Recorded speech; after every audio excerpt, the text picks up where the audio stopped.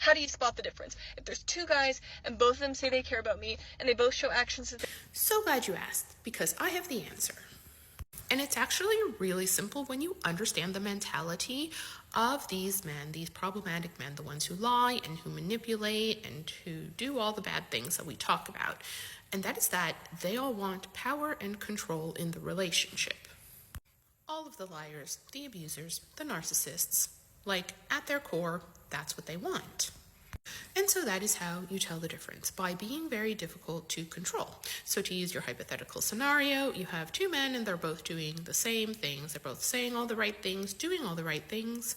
The way that you tell them apart is by being difficult. You say no, you have strong boundaries, you are, as Mel Hamlet would say, a little bit inconvenient. When he calls, you don't answer. When he texts, you take a long time to reply. If he's trying to engage you in a text conversation, you just drop out halfway through the conversation and you never explain why. If he asks you what you're doing tomorrow, you're always busy. You refuse to see him all the time because you have other things going on in your life. Maybe you agree to see him once a week if he makes plans in advance, otherwise forget about it. You're not a chill, cool, laid-back girl who will just go to his place and hang out.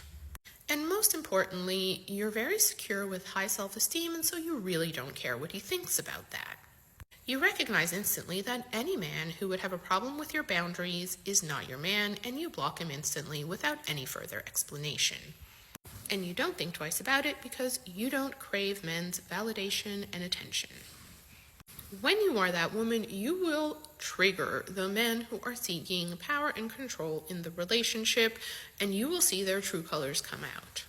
Because while, yes, men will go out of their way to manipulate women, they often react really badly when the women are not doing the things that they're supposed to be doing, quote unquote, according to their manipulation techniques.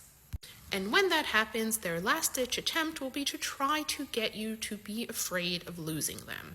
But when you have no fear of losing them because you don't even care and you've barely bothered to learn their name, then they have no power over you. And when they realize that, they will either leave or you will block them. And it is that simple.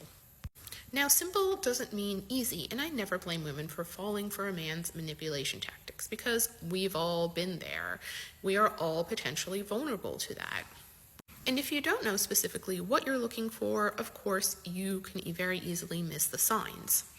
And that's why I make the content that I make. To educate women, because the more they know, the less easy they will become to manipulate.